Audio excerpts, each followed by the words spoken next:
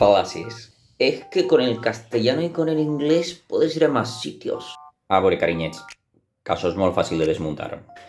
A veure, Manolo, carinyo, tu te n'anies a la Patagònia a exterminar llengües indígenes en castellà? Ta que no?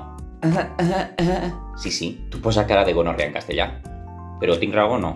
Tu te n'aniràs a Austràlia a pegar bots en cangurs i a parlar anglès?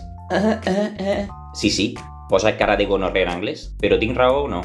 Si l'única cosa que has fet en la teua vida ha sigut pegar a fugir d'una localitat castellanoparlant a acoblar-te en una localitat catalanoparlant / valencianoparlant i en 50 anys no fer absolutament cap esforç aprofitant-te que han bilingüitzat tota la població indígena para tocarte el papo y no hacer absolutamente ningún esfuerzo, Manolo, tú lo que eres es un poquito vago, jeta y aprovechado. Encabant estos són els que van de Ciudadanos del Mundo. Ciudadano del Mundo sóc jo, que me'n vaig a Tolosa del Llenguadoc i m'interessa per l'occità, que és la llengua indígena. O que me'n vaig d'intercanvi a Múnich i m'interessa pel bàvar. Ciudadano del Mundo és això.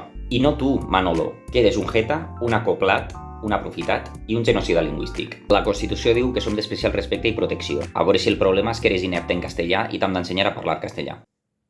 Au!